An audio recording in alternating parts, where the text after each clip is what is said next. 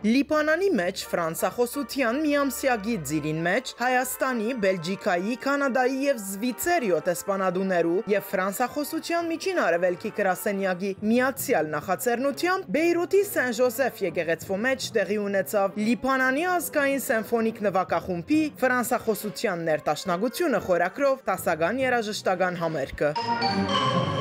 Ցերնարգին բացման խոսքը կատարեց Լիբանանի մեջ Հայաստանի Հանրապետության լիազոր և արտագաղթ տեսփան Վահագն Նաթափեգյան, նշելով, երբ զենքերը գխոսին, մուսաները գլերեն։ Այս համերգի տրամաբանությունը հակառակն է, թող ուրեմն երաժշտությունը խոսի և թնդանոթները լռեն, որպեսզի աշխարհում ամենուր արդարության իրավունքը հաղթի ուժի իրավունքին, որպեսզի մարդկային կարեկցանքի և հանդուրժողականության հիմնական զգացումը հաղթի առնախում մարդատյաց անհանդուրժողականությանը, որպեսզի ոչ մի ծնող չկորցնի իր զավակին և որպեսզի բոլոր ռազմագերիները վերադառնան իրենց օջախները։ Երեգոյին ներկայ էին թիվանակիտական, քաղաքական, մշակութային, երաժշտական և լրատվական ոլորտի բազմաթիվ ներկայացուցիչներ։ 2008 թվականին է, որ ես ղեկավարեմ Լիբանի ֆիլհարմոնիկ նվագախումբը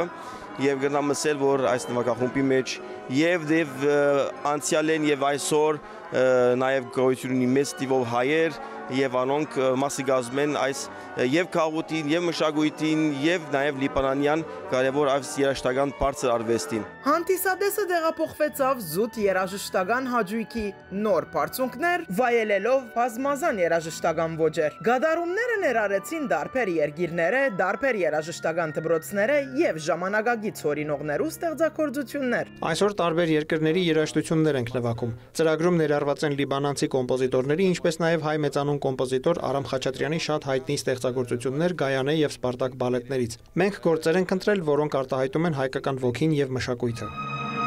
Հպարտություն է Սփյուռքի ափերուն երկրի պետական սիմֆոնիկ նվագախումբի կատարողությամբ լսել հայերեն գդորներ, իմասնավորի հայազգի խմբավարի ղեկավարությամբ։